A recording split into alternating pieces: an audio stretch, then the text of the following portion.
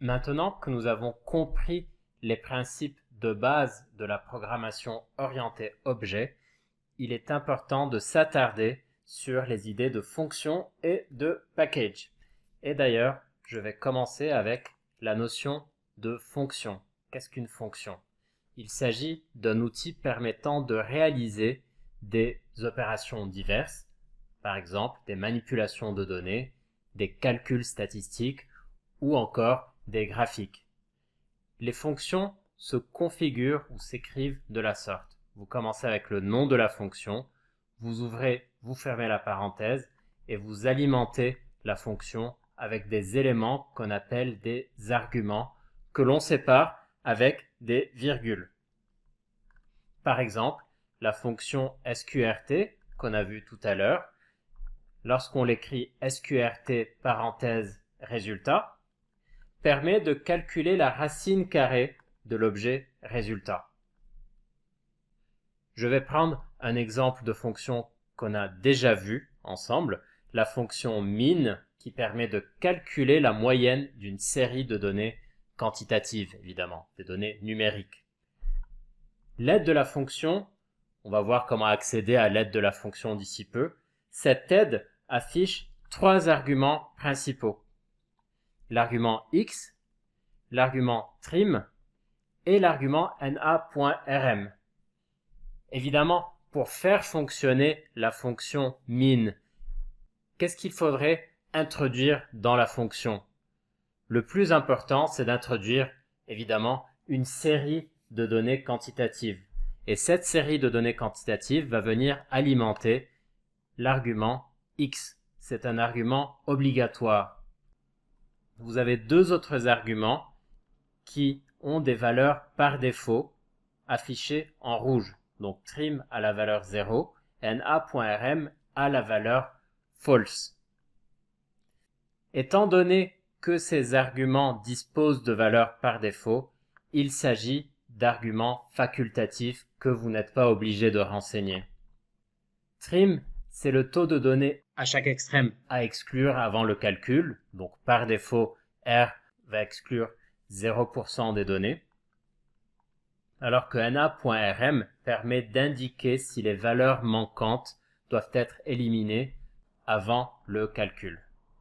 Je vous donne un exemple d'application de cette fonction dans le cadre du code R.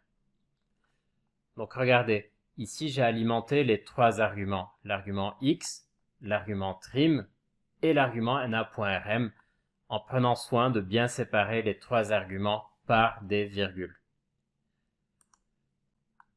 X égale chaussure $pointure signifie que je cherche à calculer la moyenne de la colonne pointure issue du jeu de données chaussure après avoir exclu 10% des données à chaque extrême et après avoir exclu les données manquantes. Comment avoir accès à l'information sur les différents arguments et la manière dont il faut les configurer? Pour pouvoir faire ça, il suffit d'aller sur l'aide de la fonction. Et c'est une démarche qui est assez importante dans le cadre de la programmation R. Si vous découvrez une nouvelle fonction que vous ne savez pas comment configurer, il suffit d'aller sur l'aide de la fonction.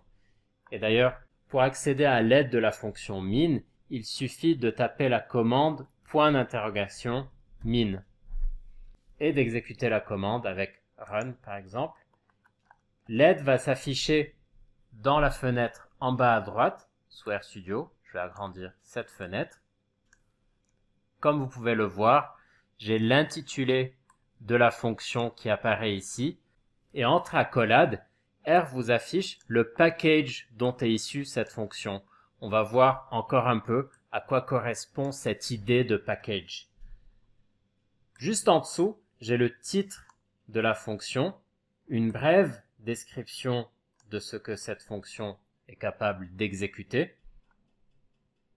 Ensuite, j'ai la liste des arguments qui viennent alimenter cette fonction. Juste en dessous, j'ai une explication de ces différents arguments. Et ensuite, dans value, je peux lire ce que la fonction renvoie comme résultat. Après quelques références, j'ai des exemples d'applications, de scripts que je peux copier et coller directement dans la console.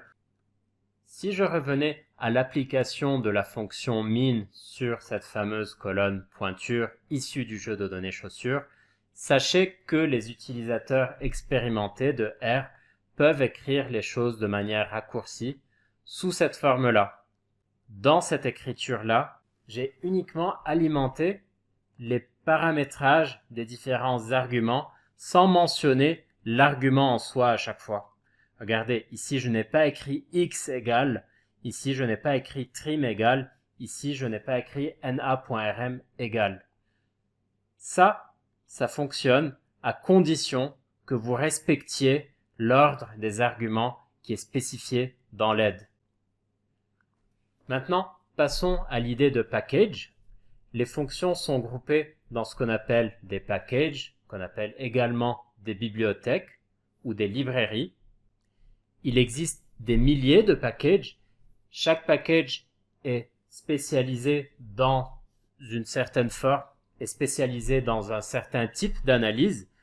Par exemple, le package Factominer permet d'exécuter des analyses multivariées. Une fois installé, le logiciel R comprend des packages de base, notamment le package stat et le package base dont est issue la fonction min qu'on a vu ensemble.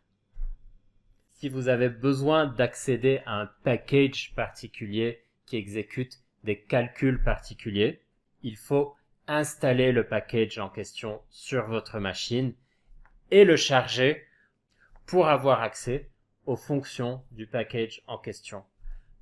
Comment installer un package sur votre machine? Je vous montre tout de suite. Donc là, je reviens sur mon interface RStudio. Déjà, pour visualiser les packages installés sur votre machine, il suffit de cliquer là-dessus. Vous voyez, package. Vous avez tous les packages qui sont déjà installés sur votre machine. Imaginons que j'ai envie d'installer le package Factominer. Il suffit que je clique sur Install ici. Attention, il faut être connecté à Internet pour que R soit capable de télécharger le package en ligne. Là, il suffit que je tape l'intitulé de mon package, notamment Factominer. Une fois que je le trouve, il suffit que je clique sur Install. Je ne vais pas l'installer personnellement parce que je l'ai déjà installé sur ma machine. Une fois le package installé, pour avoir accès aux fonctions du package, il faut le charger. Alors il y a différentes manières de charger le package dans une session donnée. La manière la plus simple, c'est de chercher le package dans cette liste. Le voilà, Factominer, et de cliquer sur ce petit carré pour l'activer. Et vous voyez qu'en cliquant là-dessus, R exécute une commande library Factominer. Et en fait, une autre manière de charger le package, c'est d'inclure la commande de chargement dans votre script, ce qui permet d'automatiser un petit peu plus les choses.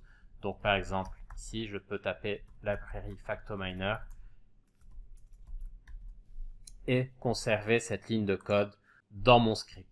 Alors il est important de savoir qu'à chaque session, si vous voulez avoir accès aux fonctions d'un package, il va falloir recharger le package avec soit cette commande, soit avec la petite manipulation de cochage dans la liste. Par contre, l'installation du package ne se fait qu'une seule fois, ou peut-être tous les quelques mois pour avoir accès aux mises à jour du package. Donc l'installation, vous la faites rarement. Par contre, le chargement, vous devez le faire systématiquement à chaque session si vous avez besoin d'avoir accès aux fonctions du package en question. Voici quelques packages courants. dplyr et tidyr permettent de faire des manipulations autour de tableaux de données.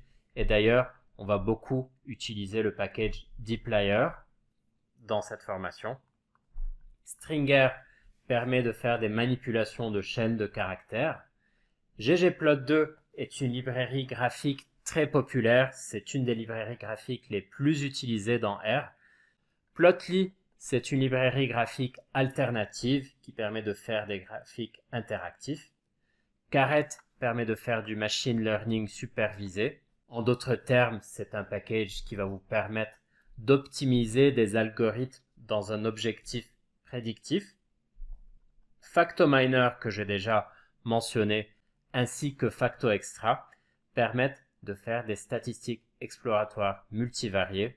Et enfin, Cluster permet d'exécuter des techniques dites de clustering ou de segmentation.